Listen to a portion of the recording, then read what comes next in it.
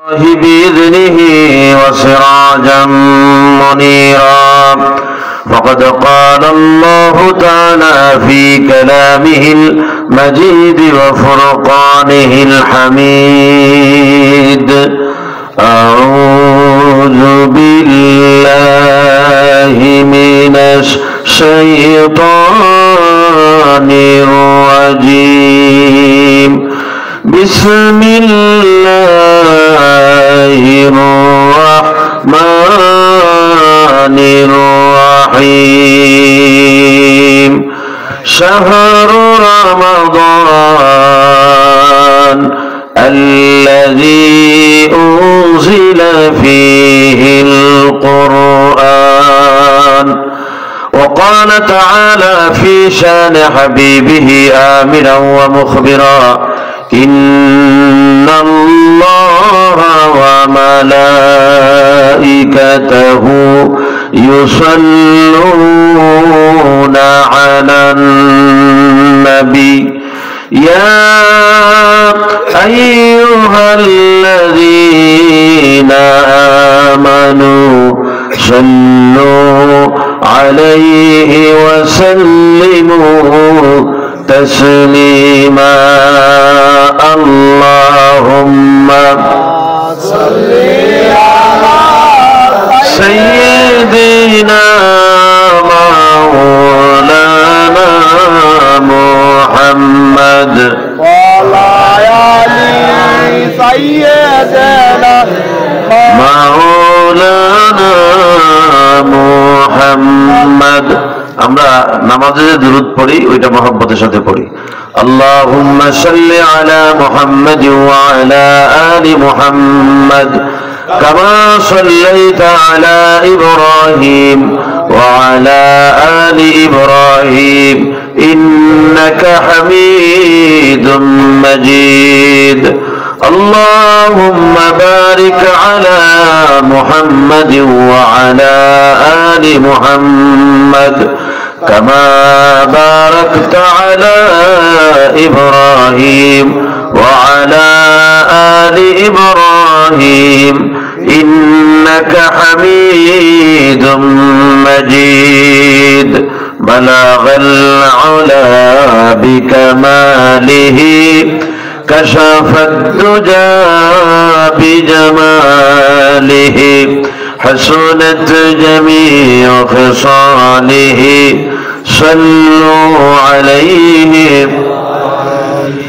محمد سيد الكونين والثقلين والفريقين من العرب ومن العجم. بلغ العلا بكماله كشف الدجى بجماله حسنت جميع خصاله صلوا عليه.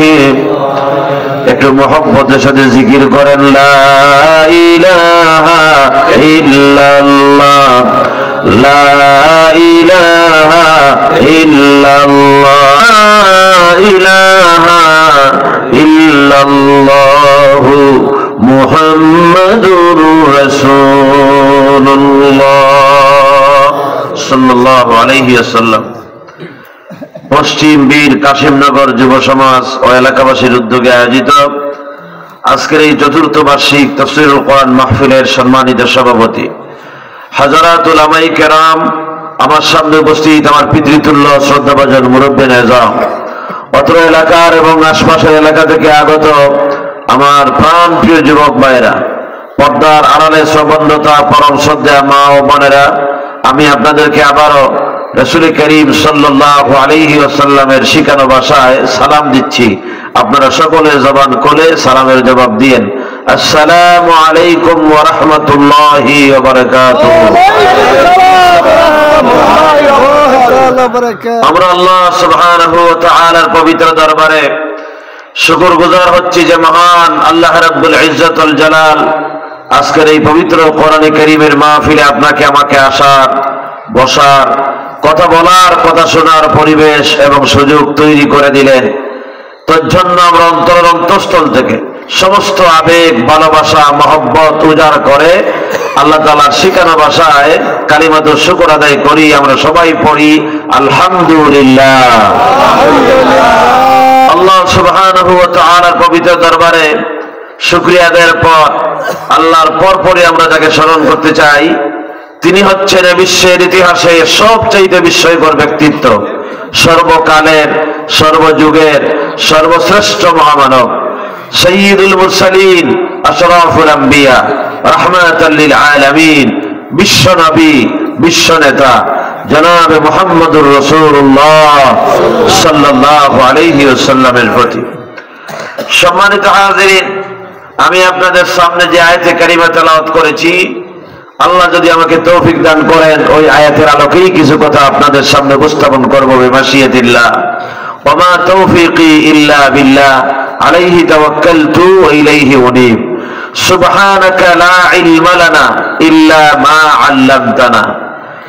আল্লাহ তাআলা আমরা জানি কোরআনে কারীমে বলেছেন আল্লাহর কাছে মাসের গণনা হলো 12 শাহরান। আল্লাহর কাছে মাসের গণনা হলো 12। কোন সুবহানাল্লাহ। আচ্ছা, বাংলায় কয়টা মাস আছে বছরে? 12টা। ইংরেজিতে কয়টা? 12টা।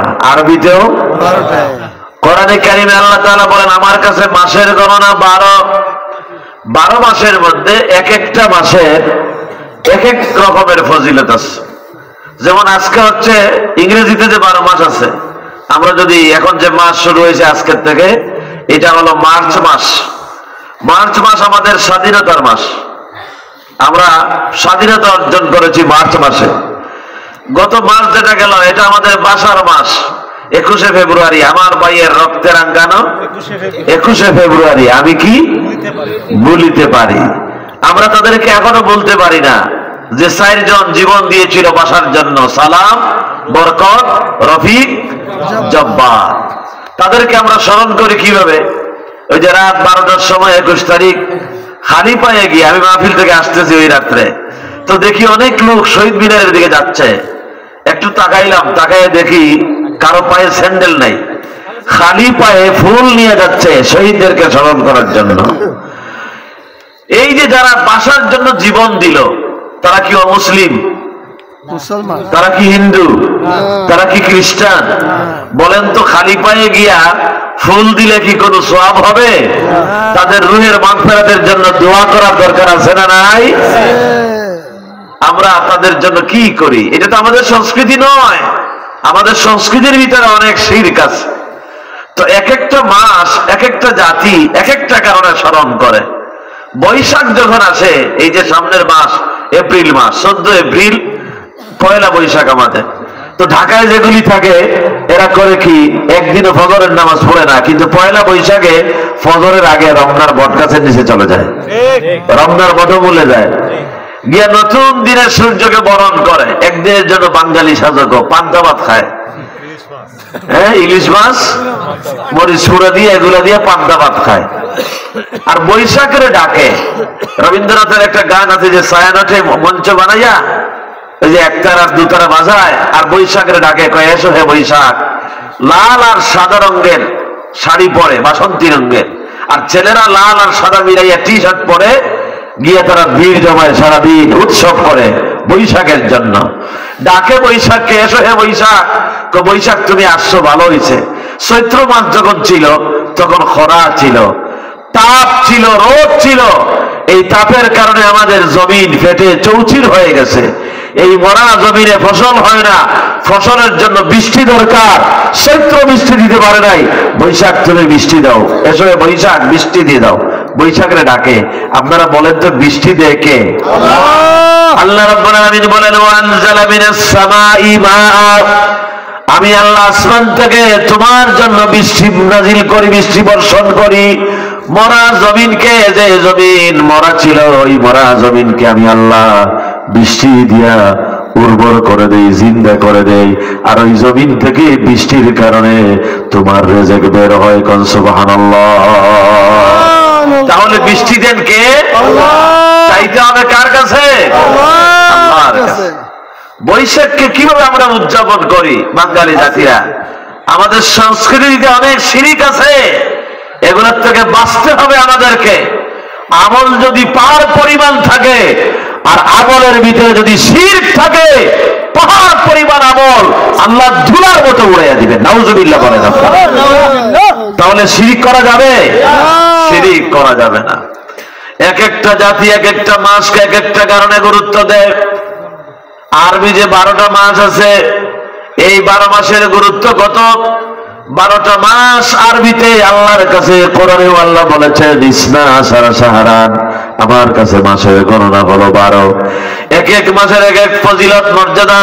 মুহররম মাসের এক মর্যাদা। আরবি বছর শুরু হয় কোন মাস দিয়া?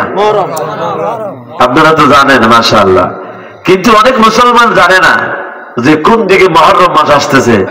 ইংরেজি নববর্ষ যখন শুরু হয় তখন দেখবেন একজন আরেকজনের মোবাইলে মেসেজ মারে, হোয়াটসঅ্যাপে মেসেজ দেয়, হ্যাপি নিউ ইয়ার বলে, দেয় না? হ্যাপি নিউ ইয়ার, বৈশাখের শুভেচ্ছা জানায়। অথচ এই মুসলমান জানে না, কোন মুসলমান একদিনও তো একটা মেসেজ দিল না যে আজকে মুহররম মাস শুরু হয়েছে, আরবি নববর্ষ শুরু হয়েছে। আরবি বছর, আরবি মাস কখন থেকে শুরু হয় খবর থাকে না। আল্লাহ রাব্বুল আলামিন এই মুহররম মাসে অনেক ঐতিহাসিক ঘটনা সমূহ সংঘটিত করেছেন। আদম আলাইহিস সালামকে আল্লাহ জান্নাত থেকে এই দুনিয়ায় মুহররম মাসে আল্লাহ পাঠাইছিলেন। কোন সুবহানাল্লাহ। আল্লাহ রাব্বুল আলামিন হযরত ইব্রাহিম আলাইহিস সালামকে আগুনের ভিতর থেকে বের করে নিয়ে আসলেন। ইউনূস আলাইহিস সালামকে মাছের পেটের ভিতর থেকে বের করে নিয়ে আসলেন। অনেক ঘটনা ঘটেছে। হযরত মূসা আলাইহিস সালামকে ফেরাউনের কবল থেকে আল্লাহ বাঁচিয়ে দিলেন। নীল দরিয়া 2 ভাগ হয়ে গেল, রাস্তা আল্লাহ তৈরি করে দিলেন। মূসা আলাইহিস সালাম ওই দরিয়ার মাঝখান দিয়ে আল্লাহ যে রাস্তা বানিয়ে দিয়েছিলেন, মূসা আলাইহিস সালাম সাথী সঙ্গীদেরকে নিয়ে পার হয়ে ওপারে চলে গেলেন। আর ফেরাউন তার দলবল সহ ওই দিন পানিতে ডুবে মরেছিল। ওই দিন হলো মুহররমের আশুরার দিন। কোন সুবহানাল্লাহ। অনেক ঐতিহাসিক ঘটনা সংঘটিত হয়েছে। মুহররম মাসের এক মর্যাদা, আবার রজব মাসের এক মর্যাদা, শাবান মাস, এখন যে মাসটা চলতেছে এটা হলো মাহে শাবান। শাবান মাসের লাইলাতুন নিসফ মিন শাবান গেল কয়েকদিন আগে। শাবান মাসের এক মর্যাদা, রজব মাসের এক মর্যাদা। রজব মাসে আল্লাহ তাআলা তার হাবিবকে দুলির ধরা থেকে সাজিয়ে নিয়ে গেলেন। আবার জিলহজ মাসের এক মর্যাদা। আরবি যে 12টা মাস আছে, এক একটা মাসের এক এক রকমের মর্যাদা। কিন্তু যেই কথাটা আমি বলতে চাই, যেই মাসকে নিয়ে আমি আলোচনা করতে চাই, ওই মাসের মর্যাদা কত? 11টা মাস যদি আপনি এক পাল্লায় দেন। আর সামনে যে আমাদের রমজান মাস আসতেছে, রমজানুল মুবারক, শাহরুন আযীম বলা হয়েছে। রমজান মাসকে যদি আপনি এক পাল্লায় দেন, আর 11টা মাস যদি আপনি আরেক পাল্লায় দেন, পাল্লার দাড়ি ধরে যদি টান মারেন, আল্লাহর কসম 11 মাসের ওজনের চাইতে আমার আল্লাহর কাছে রমজান মাসের ওজনের পাল্লা ভারী হয়ে যাবে। এই মাসকে আজিম মাস বলা হয়েছে। আল্লাহ হচ্ছেন আলিউল আজিম। আজিম মানে এত বড় যা কল্পনা করা যায় না, মাপা যায় না, অনুভব করা যায় না কত বড়। আল্লাহর চাইতে বড় কেউ আছে ভাই? আবার কোরআনে কারীমের চাইতে বড় কোনো কিতাব নাই। এই জন্য কোরআন শরীফকেও আজিম বলা হয়েছে। ওয়ালাকাদ আতাইনাকা সাবআম মিনাল মাসানি ওয়াল কুরআনাল আযীম।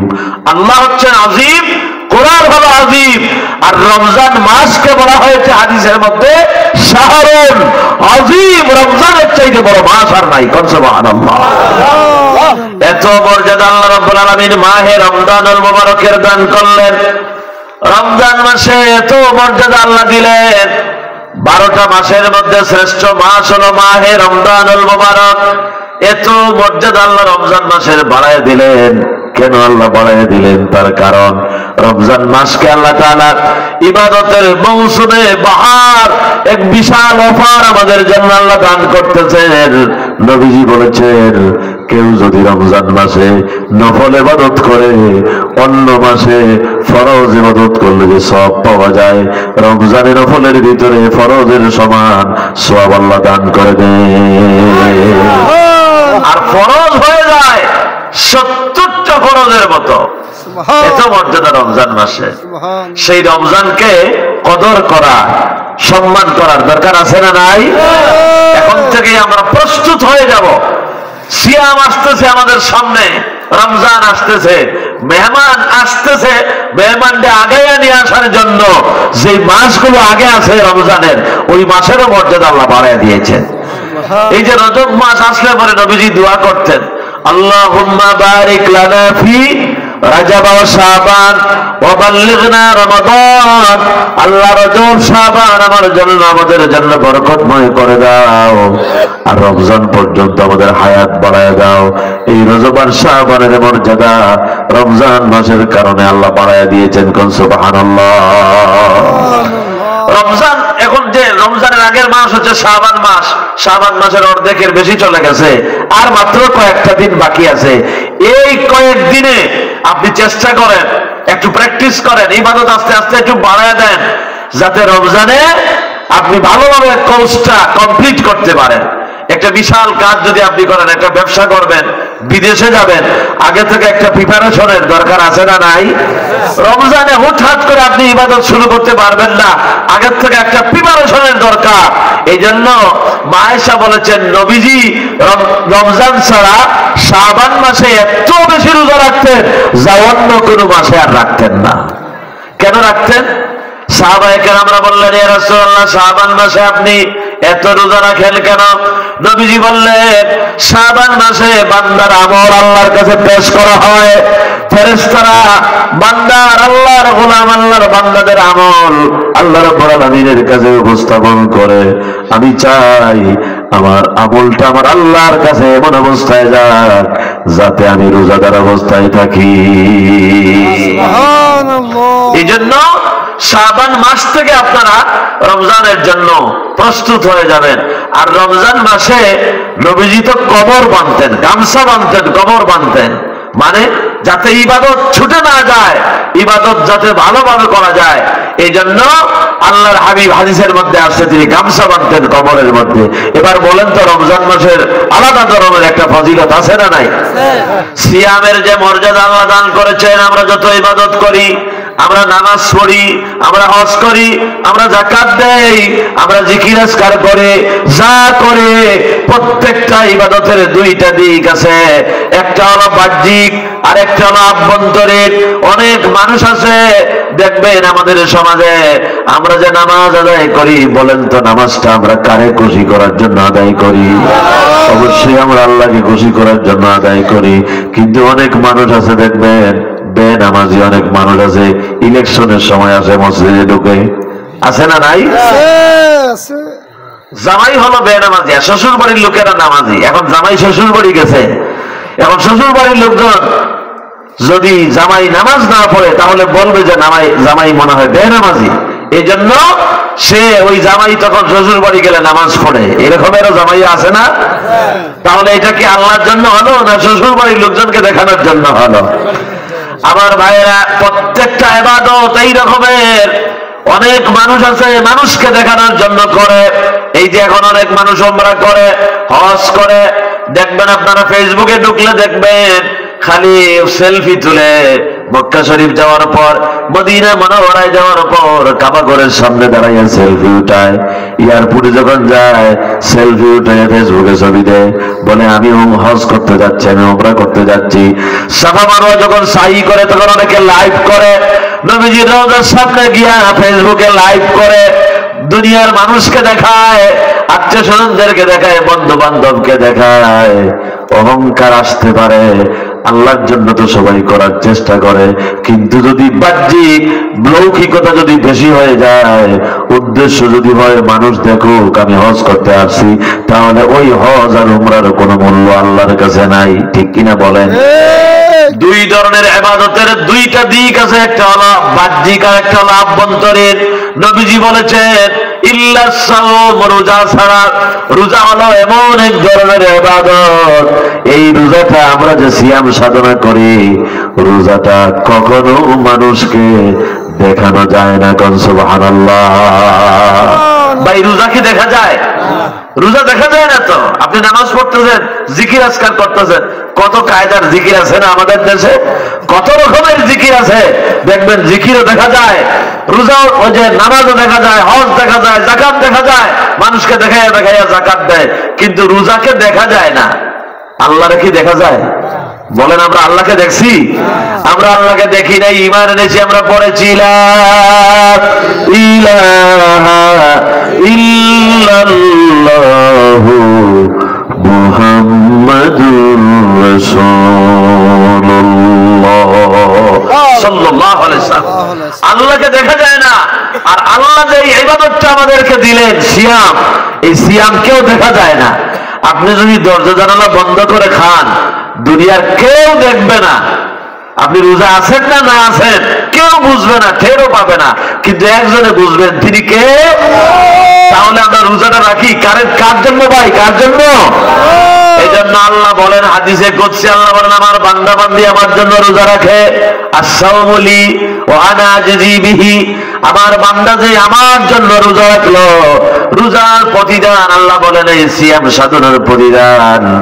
আমরা যে নামাজ পড়ি, হজ করি, যাকাত দেই, ফেরেশতারা আমাদের আমলনামার মধ্যে নেকি লিখে, কিন্তু আমরা যে রোজা রাখি, এই রোজার নেকিটা, রোজার প্রতিদান আল্লাহ রাব্বুল আলামিন তার কুদরতি হাত দিয়া আমাদের আমলনামায় লিপিবদ্ধ করে। আল্লাহ যদি নিজের হাত দিয়া লেখেন, তাহলে কি পরিমাণ লিখে দিবেন একটু চিন্তা করেন তো ভাই। এখন বলেন তো, রোজাটা গুরুত্ব দিয়ে আদায় করার দরকার আছে না নাই? অবশ্যই আদায় করতে হবে। বাইরে আমরা মানুষ শয়তানের ওয়াসওয়াসায় পড়ে গুনাহ করে ফেলি। কবিরা গুনাহ হয়, সগীরা গুনাহ হয়, শিরকের গুনাহ হয়, বিদআতের গুনাহ হয়। আমরা যদি তওবা করি আর গুনাহ করব না, এই সিদ্ধান্ত নিয়ে যদি আমরা তওবা করি, আর রমজানুল মুবারকের সিয়াম আমরা যদি সাধনা করতে পারি, আল্লাহর নবী বলেছেন আগুন যে রকমের কাঠকে জ্বালাইয়া বর্ষ করে দেয়, ছাই করে দেয়, কেউ যদি এই একটা মাসের রোজার কোর্সকে কমপ্লিট করতে পারে, তাহলে ওইভাবে রোজা তার জিন্দগির সমস্ত গুনাহ জ্বালাইয়া সরকার করে দিবে। বিশাল এক সুযোগ আসতেছে ভাই, জান্নাত কামাই করা, গুনাহ মাফ করানোর বিশাল এক সুযোগ আসতেছে। এর নাম হলো মাহে রমজানুল মুবারক। খবরদার কেউ অবহেলা করে এই মাসটা যেন নষ্ট না হয়। এই মাসটা খুবই গুরুত্বের সাথে আপনারা এই ইবাদতটা করবেন। আল্লাহ যেন সবাইকে তৌফিক দান করেন। সবাই বলে না আমিন। ভাই, রোজার ভিতরে কোনো রিয়া নাই, কোনো অহংকার নাই, একমাত্র ইবাদত। যেই ইবাদতের ভিতরে কোনো অহংকার নাই, কোনো রিয়া নাই, যে হাদিসটা আমি আপনাদের সামনে তেলাওয়াত করলাম, পড়লাম, আল্লাহ বলতেছেন আমার বান্দার প্রতিদান আমি নিজের হাতে লিখি। আরেকটা বর্ণনায় আছে ওয়া উখরা রিওয়ায়াতিন, নবীজি বলেন, আল্লাহ বলেন আমার বান্দা আমার জন্য সিয়াম সাধনা করলো, আমার জন্য রোজা রাখলো, রোজার প্রতিদান আমি কি দেব? আল্লাহ বলেন আমার বান্দার জন্য আমি আল্লাহ এই যে রোজা রাখছে, রোজা রাখার প্রতিদান হিসাবে আমি আল্লাহ তার জন্য হয়ে গেলাম। রোজা রাখলে আল্লাহর দিদার লাভ করা যাবে, সিয়াম সাধনা করলে আল্লাহরে পাওয়া যাবে। আল্লাহরে আমরা চাই কি চাই না? বলেন তো, আল্লাহরে দেখতে চাই ভাই?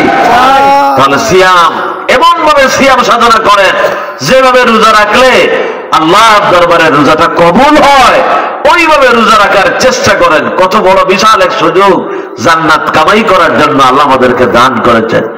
নবীজি বলেছেন রমজানকে আল্লাহ তাআলা 3 ভাগে ভাগ করেছেন। রমজানকে 3 ভাগে ভাগ করা হয়েছে। আউয়ালুহু রাহমাত, প্রথম 10 দিন হলো রহমতের। প্রথম 10 দিন কি? রহমত। ওয়া আওসাতুহু মাগফিরা, মাঝখানের 10 দিন হলো মাগফিরাতের। ওয়া আখিরুহু ইতকুম মিনান নার, শেষের 10 দিনে আল্লাহ জাহান্নাম থেকে বাঁচিয়ে দেবেন। আল্লাহ রাব্বুল আলামিন এই 30 দিন পুরা রোজা ভালোভাবে যেন আদায় করতে পারি, 3টা গুণ যেন আমরা হাসিল করতে পারি। আমাদের দেশে দেখা যায় লোকেরা প্রথম দিকে মসজিদে তারাবির নামাজে ভিড় করে বেশি, আর শেষের দিক যখন আসে তখন মুসল্লি বাড়ে না কমে? কমে যায় না? তাহলে সারা দেশের কি অবস্থা? প্রথম দিকে মসজিদে জায়গা পাওয়া যায় না, নতুন নতুন মুসল্লি আছে না নাই? অন্য নামাজ পড়ে না, কিন্তু তারাবির নামাজে ঠেলাঠেলি আছে, দেখবেন ভিড়, জায়গা পাওয়া যায় না। প্রথম দিকে নামাজ পড়লো, ভালোভাবে ইবাদত বন্দেগী ধরে, কিন্তু শেষে টায়ার্ড হয়ে যায়, শেষে বাদ দিয়ে দেয়। রমজানের শেষের দিকে ফজিলত কি কমে যায়?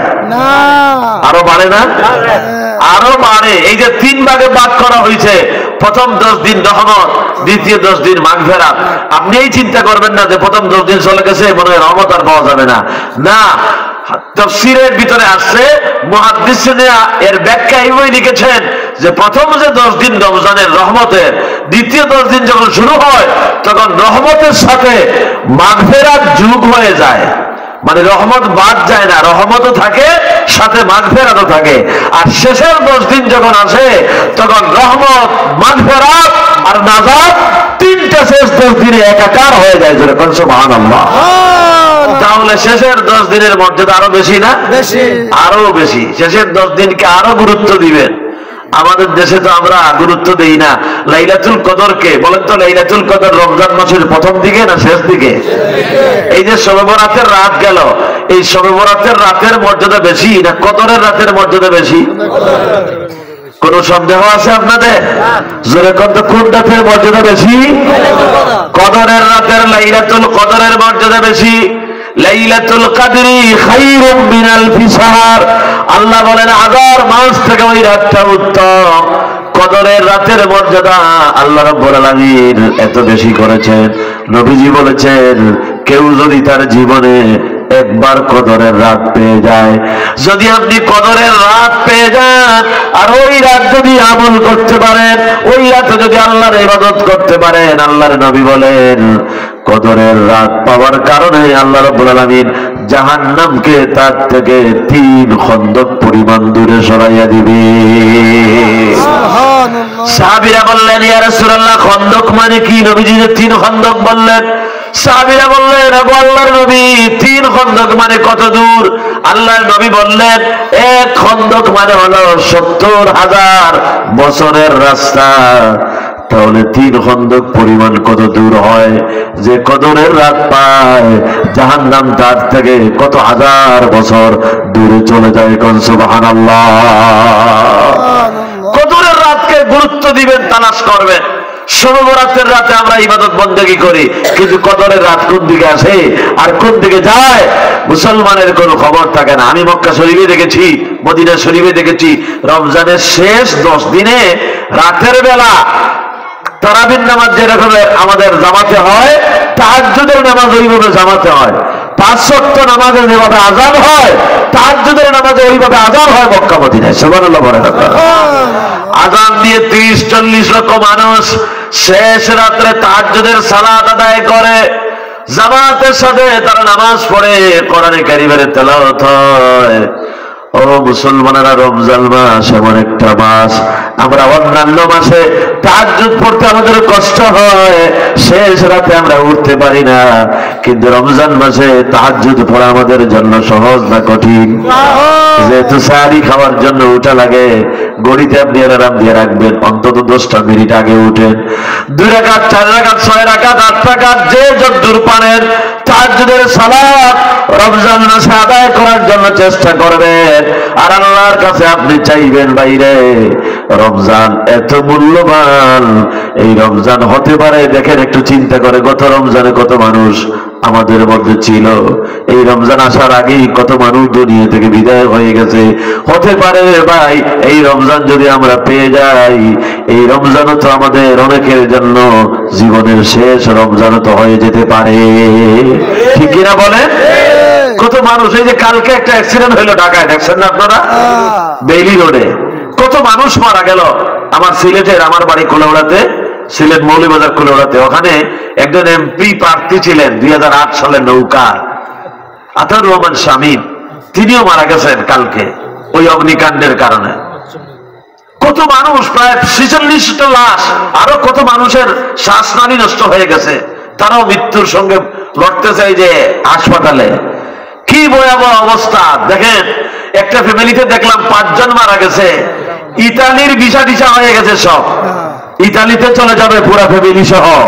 গেছে একটু রেস্টুরেন্টে যে একটু আনন্দ করি, একটু খাই, সে যে পরকালের বিষয় চলে আসছে এটা তো জানা নাই। কে কখন চলে যাব ভাই বলেন তো, আমাদের জানা আছে নাকি? এই জন্য প্রস্তুত থাকতে হবে সবসময়। দুনিয়া আমাদের আসল জীবন নয়, আখিরাত হলো আমাদের আসল। এই রমজানও তো আমাদের, দেখেন এই ভাইগুলি রমজান পাইল না, আগেই চলে গেল।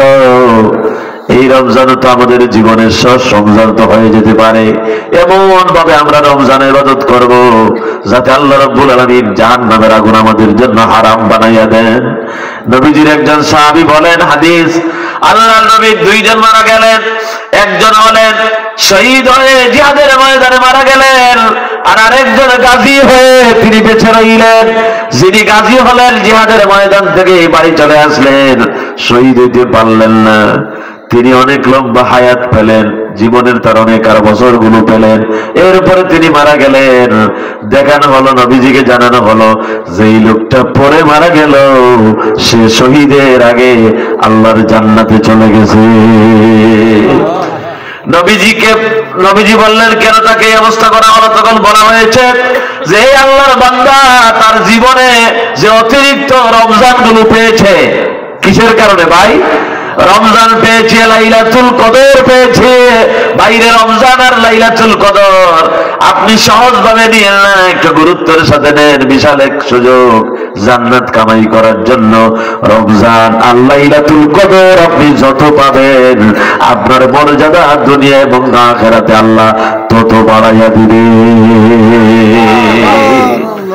রমজানকে গুরুত্ব দিতে হবে, সিয়ামকে গুরুত্ব দিতে হবে, রোজাকে গুরুত্ব দিতে হবে। এমন ভাবে রোজা রাখার জন্য চেষ্টা করতে হবে যেভাবে রোজা রাখলে আল্লাহর দরবারে রোজা মঞ্জুর হয়ে যায়।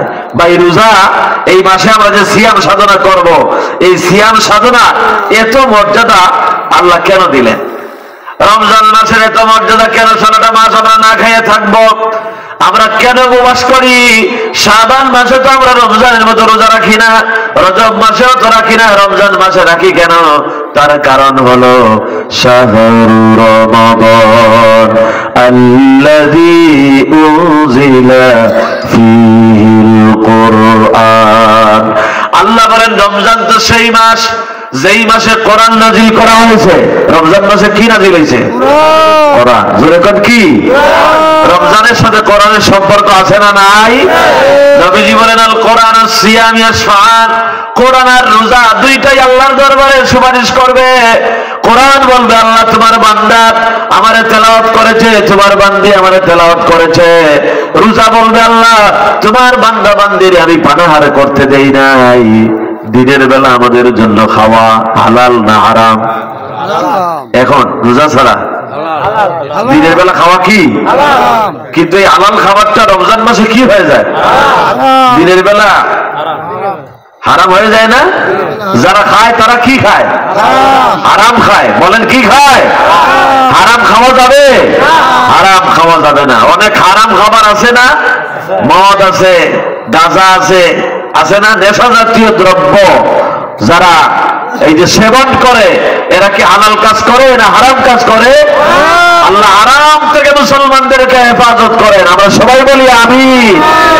রমজান আল্লাহর কাছে বলবে, আল্লাহ তোমার বান্দার জন্য দিনের বেলা খাওয়া হালাল ছিল, স্ত্রী সম্মুখ করা হালাল ছিল, কিন্তু আমি রোজা তারে দিনের বেলা হালাল কাজগুলো করতে দেই নাই, পানাহার করতে দেই নাই। আল্লাহ তোমার বান্দারে তুমি জান্নাত দিয়ে দাও। আল্লাহর নবী বলেন, রোজা যে সুপারিশ করবে, রোজার সুপারিশ আল্লাহর দরবারে মঞ্জুর হয়ে যাবে। আল্লাহ কবুল করবেন রোজার সুপারিশ, কোরআন সুপারিশ করবে। রমজান মাসে কোরআনের তেলাওয়াত বেশি না কম? তারাবির নামাজে আমরা কোরআন শুনি না ভাই? খতম তারাবি আছে, সূরা তারাবি আছে। আপনি চেষ্টা করবেন খতম তারাবি পড়ার জন্য, অথবা সূরা তারাবি পড়লেও তো কোরআনের তেলাওয়াত হয়। কোরআনের তেলাওয়াত হয় না? জিবরাইল রমজান মাস যখন আসতো, হযরত জিবরাইল প্রতি রাতে আমাদের নবীজির কাছে আসতেন, আইসা কোরআনে কারীমের এক পারা শোনাতেন, নবীজিও জিবরাইলকে এক পারা শোনাতেন।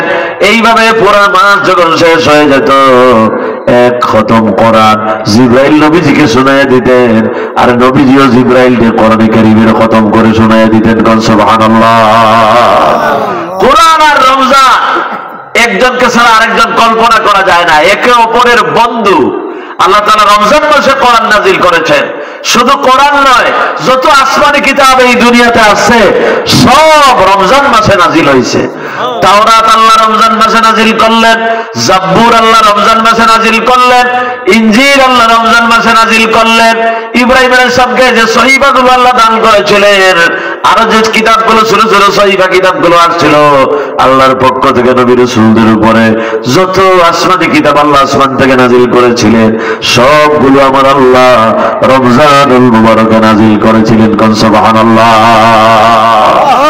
রমজান মাস ভাই এত গুরুত্বপূর্ণ।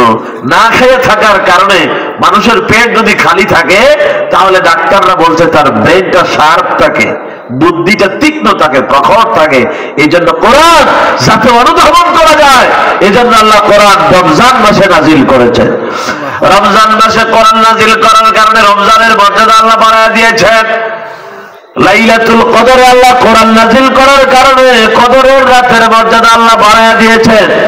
কোরআনের কারণে আমরাও যদি আল্লাহর কোরআনের কাছে আসি আমাদের মর্যাদা বলেন তো বাড়বে না কমবে? আমাদের মর্যাদা বাড়ায় দিবেন কে? আল্লাহ রাব্বুল আলামিন আমাদের মর্যাদা বাড়ায় দিবেন। তাহলে রমজান যেন কোরআনময় হয়, প্রতিটা ঘরে ঘরে কোরআনের তেলাওয়াত জারি করেন, আল্লাহর কালাম কোরআনে কারীম পড়বেন। এটা কোরআনের মাস, রমজান মাস হলো কোরআনের মাস। কোরআনময় যেন হয়, আপনিও পড়বেন, আপনার সন্তানদেরকে আল্লাহর কালাম কোরআনে কারীমের তেলাওয়াত করাবেন। আমাদের মা বোনেরাও যেন রমজান মাসে বেশি বেশি করে কোরআন তেলাওয়াত করতে পারে। আল্লাহ যেন তৌফিক দেন। সবাই বলেন আমিন। অবহেলা করে রমজানকে নষ্ট করবেন না। আর কোরআনের চাইতে, এই কিতাবের চাইতে এত বড় নিয়ামত দুনিয়ার মানুষের জন্য আল্লাহর পক্ষ থেকে আর নাই। আপনি যদি কোরআনে কারীম তেলাওয়াত করেন, একটা অক্ষর তেলাওয়াত করলে কয়টা নেকি? 10টা নেকি দিবেন কে? আল্লাহ রাব্বুল আলামিন দিবেন। আপনি যতদূর পারেন আপনি বলবেন হুজুর আমরা তো হাফেজ সাহেবদের মতো পড়তে পারি না, আমরা তো আলেম ওলামাদের মতো পড়তে পারি না। যতদূর পারেন আল্লাহ বলেন ফাকরাউ মা তায়াসসারা মিনাল কোরআন, কোরআনের যেখান থেকে সহজ মনে হয় ওইখান থেকে তেলাওয়াত করো। আপনি সূরা ইখলাস পড়েন, সূরা ইখলাস পড়েন, কুল হুয়াল্লাহ সূরা আমাদের সকলের জানা আছে না নাই? আপনি যদি সূরা ইখলাস একবার পড়েন 10 পারার সমান সব দান করবেন কে? 2 বার পড়েন তো 20 পারার সমান হয়ে যাবে। 3 বার যদি আপনি সূরা ইখলাস তেলাওয়াত করেন, আল্লাহর নবী বলেন 30 পারা কোরআন তেলাওয়াত করলে যে সওয়াব পাওয়া যায়, 3 বার সূরা ইখলাস তেলাওয়াত করলে 30 পারা পুরো কোরআনের খতমের সওয়াব আল্লাহ আমলনামায় দান করে দিবে। কোরআন কোরআন কোরআন আল্লাহ বলেছেন যেখান থেকে পারো। সূরা ইয়াসিন আপনি পারেন, সূরা ইয়াসিন তেলাওয়াত করেন। সূরা ইয়াসিনকে কলবুল কোরআন বলা হয়েছে। নবীজি বলেছেন প্রত্যেকটা প্রাণীর একটা কলব আছে, সবার একটা হার্ট আছে, হৃদয় আছে, আর কোরআনে কারীমেরও একটা হৃদয় আছে, কোরআনে কারীমের একটা কলব আছে। কোরআন শরীফের কোরআনে কারীমের কলবের নাম হলো সূরা ইয়াসিন। কোন সূরা? সূরা ইয়াসিন, সূরাতুল ইয়াসিন। তেলাওয়াত করব তো ভাই আমরা ইনশাআল্লাহ। সূরা মুলক পড়বেন রাতের বেলা। নবীজি বলেছেন রাতের বেলা যদি আপনি সূরা মুলক পড়েন ঘুমাবার আগে, সূরা মুলক যখন পড়বেন, সূরা মুলক কবরে যাওয়ার পর আল্লাহর কাছে সুপারিশ করবে। সূরা মুলক বলবে আল্লাহ তোমার বান্দা বান্দি আমার রাতের বেলা তেলাওয়াত করেছে, তারে তুমি কবরে আযাব দিও না। নবীজি বলেছেন আমার আল্লাহ কোরআনের সূরা মুলকের সুপারিশ মঞ্জুর করে নিবে, আল্লাহর দরবারে কবুল হয়ে যাবে। এই জন্য সিয়াম আর কোরআন দুটোই আল্লাহর কাছে সুপারিশ করবে। ইয়াশফাআন বলা হয়েছে, ইয়াশফাআন সুপারিশ করবে।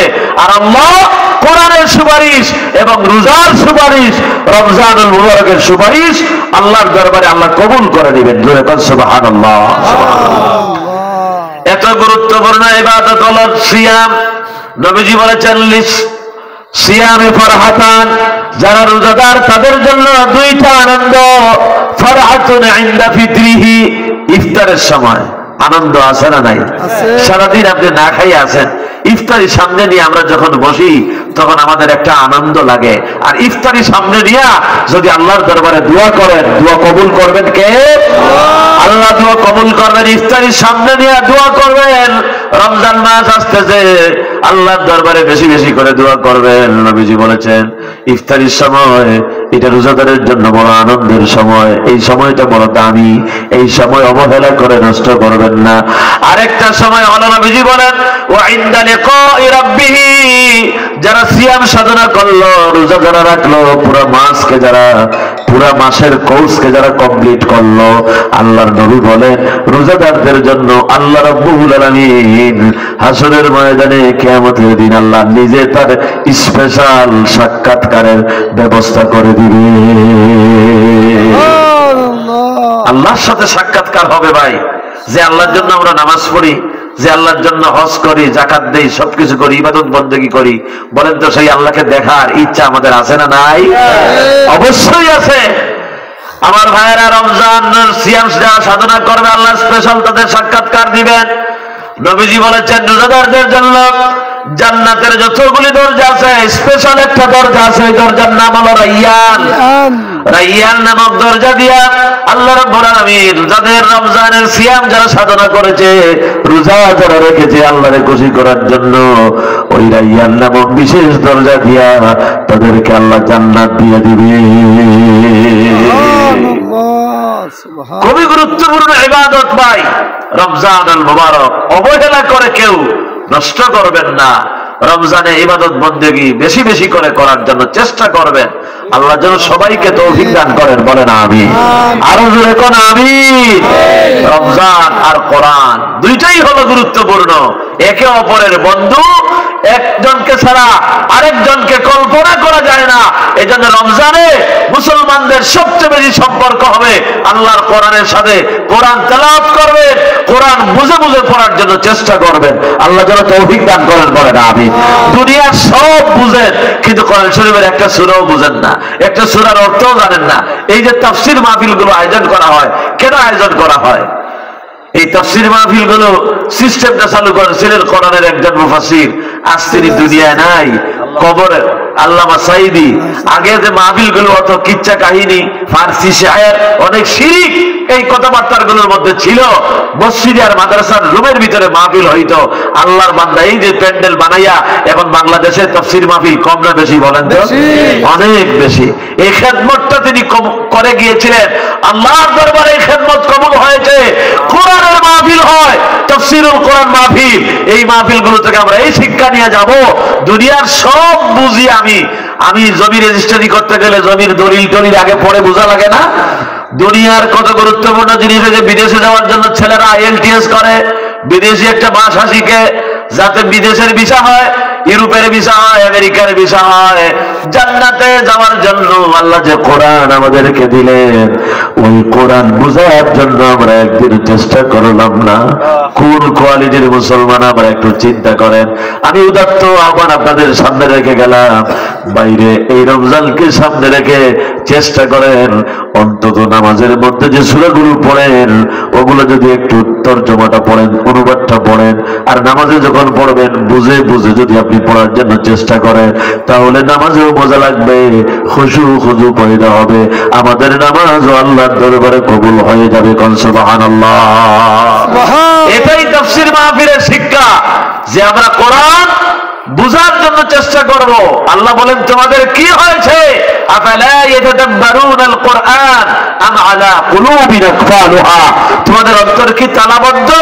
কেন কোরআন বোঝার জন্য চেষ্টা করো না? হুমায়ুন আহমেদের বই পড়ি, বঙ্কিমচন্দ্রের বই পড়ি, রবি ঠাকুর পড়ি, কত বড় বড় লেখকের বই আছে আমার ঘরে, কিন্তু আল্লাহর কোরআনের তাফসীর নাই, কোরআনের অনুবাদ নাই। সহজ সরল বাংলা অনুবাদ অনেক আছে। রমজানকে সামনে রেখে একটু কোরআন স্টাডি করবেন, কোরআন বুঝার জন্য চেষ্টা করবেন। আল্লাহ যেন তৌফিক দান করেন। সবাই বলেন না আমিন। বলেন তো যে কোরআন বোঝার দরকার আছে না নাই ভাই? এই কোরআন নবীজি বলেছেন কোরআন যেটারে হালাল করেছে এটাকে হালাল হিসাবে গ্রহণ করতে হবে। ওয়া হারামা হারামাহু, কোরআন যাকে হারাম করেছে হারাম হিসাবে বর্জন করার দরকার আছে না নাই? মাদক যেটা নেশা জাতীয় বস্তু, ওয়া ইল্লাম তাগফির লানা ওয়া তারহামনা লানাকুনান্না মিনাল খাসিরিন। ربنا آتنا في الدنيا حسنة وفي الآخرة حسنة وقنا عذاب النار اللهم اعتق رقابنا من النار اللهم اعتق رقابنا ورقاب آبائنا وأمهاتنا من النار। আল্লাহ তাআলা কোরআনে কারীমের মাহফিলে আমি গুনাহগার ওলামায়ে কেরামদেরকে নিয়ে সাদা দাড়িওয়ালা মুরব্বিয়ানে আযম যুবক আর মাসুম বেগুনা বাচ্চাদেরকে নিয়ে হাত উঠাইলাম। আল্লাহ মেহেরবানি করে আমাদের সকলের জোড়া হাতগুলোকে কবুল আর মঞ্জুর করে নাও। আমরা বড় গুনাহগার, গুনাহ করে করে জীবন বরবাদ করে ফেলেছি, জেনে না জেনে, বুঝে না বুঝে, কবিরা গুনাহ, সগীরা গুনাহ, শিরকের গুনাহ, বিদআতের গুনাহ, যত অপরাধ দিয়ে আমরা আমলনামা বোঝাই করে ফেলেছি। আল্লাহ তোমার গফুর নাম দিয়ে আমাদের নামায় আমল থেকে সব অপরাধগুলো মুছে ফেলে দাও। আমাদের ক্ষমা করে দিয়ে আমাদের আব্বা আম্মার জীবনের গুনাহগুলো মাফ করে দিও। আমাদের আদরের আব্বাজান যাদের কবরে চলে গেছেন, লেখাপড়া শিখাইবার জন্য কত পেরেশান ছিলেন, নিজে না খাইয়া তার মুখের খাবার আমাদের মুখে উঠে দিয়েছিলেন। ওই আদরের বাপজান যাদের মারা গেছে, আল্লাহ আমাদের আব্বার কবর গুলি তুমি জান্নাতের বাগান বানাইয়া দাও। জনম দুঃখী মা যারা দুনিয়ায় নাই, আল্লাহ মায়ের কবরকে তুমি জান্নাতুল ফেরদাউস বানাইয়া দাও। মায়ের কথা কেমনে ভুলে যায়, কত কষ্ট করে মা পেটে বোঝা বহন করেছিল। ডেলিভারির সময় মায়ের যে বেদনা শুরু হয়, ডাক্তাররা বলেছে এক একটা বেদনা সাকরাতের আযাবের চাইতে কোনো অংশে কম নয়। জিহাদের ময়দানের মতো মা রক্তাক্ত হয়ে যায়।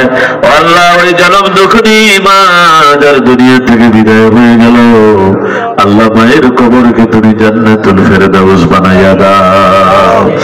রাব্বির হামহুমা কামা রাব্বায়ানি সগীরা রাব্বির হামহুমা কামা রাব্বায়ানি সগীরা। আয় আল্লাহ রাব্বুল আলামিন, আজকের এই যুব সমাজের তাফসীরুল কোরআন মাহফিলকে কবুল করে নাও।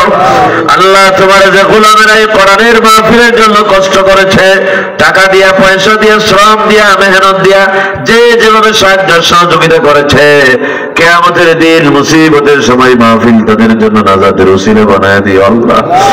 খাস করে আজকের মাহফিলে যত মুরব্বীরা আছেন, আল্লাহ তাদের হায়াত বাড়ায় দাও, ঈমান আর ইজ্জতের সঙ্গে জীবন যাপন করার তৌফিক দান করে দাও।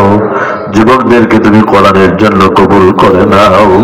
আয় আল্লাহ রাব্বুল আলামিন, সামনে মাহে রমজানুল মুবারক আসতেছে, ও আল্লাহ এমন ভাবে রোজা রাখার তৌফিক দাও যে রোজা দিয়ে আমাদের জন্য জাহান্নাম হারাম হয়ে যায়।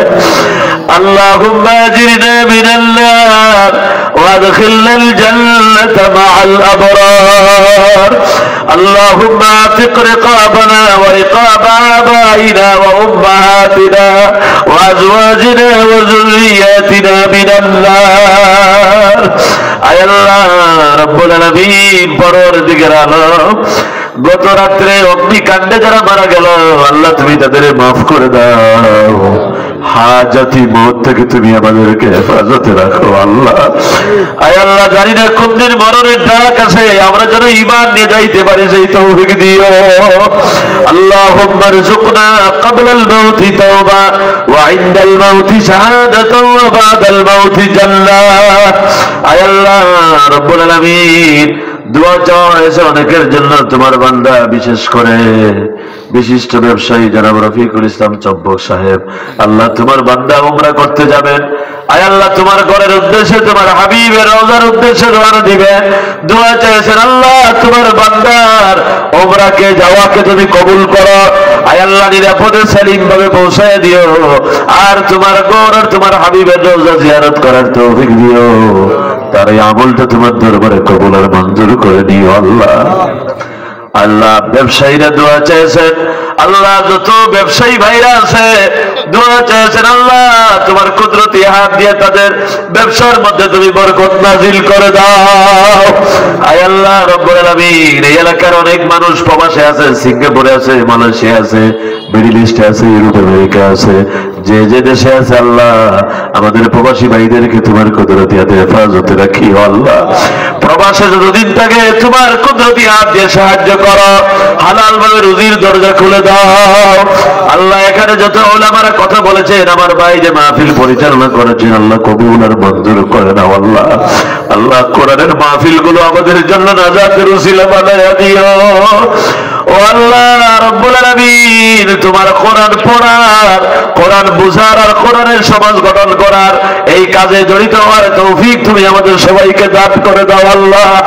এই এলাকার উপরে তোমার খাস রহমত নাজিল করো, আমাদের দেশের উপরে তোমার খাস রহমত নাজিল করো আল্লাহ। মজলুমদেরকে তোমার কুদরতি হাত দিয়ে সাহায্য করো, জালিমদেরকে তুমি হেদায়েত করো।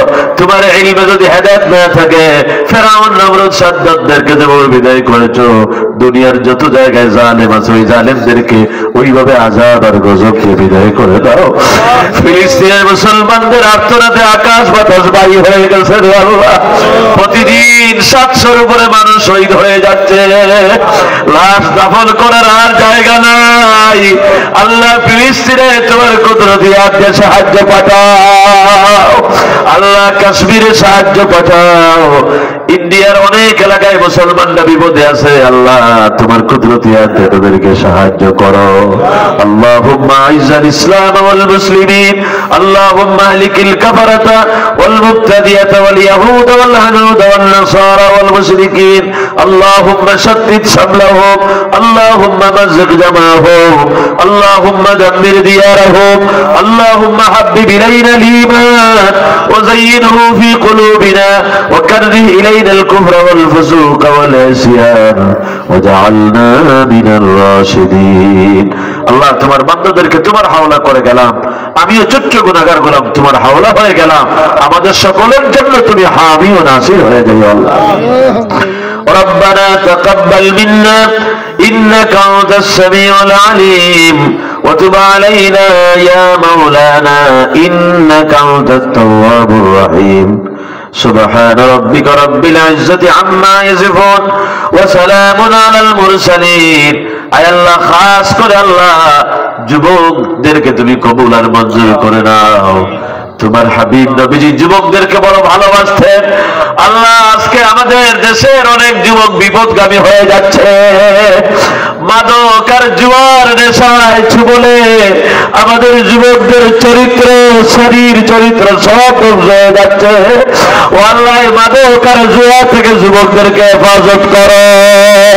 মাদক আর জুয়া যে হারাম এটা তাদের কলিজার ভিতরে ভয় তৈরি করে দাও আল্লাহ। জাহান্নামের ভয় তাদের অন্তরে তুমি পয়দা করে দাও।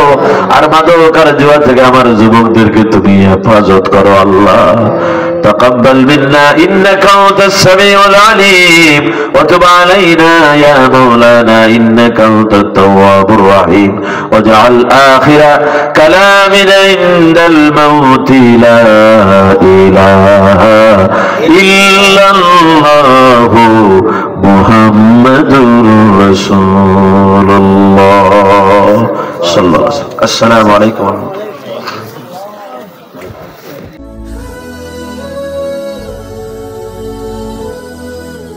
আলাউদ্দিন আইএমসি মিডিয়া, কুরআন হাদিসের কথা বলে।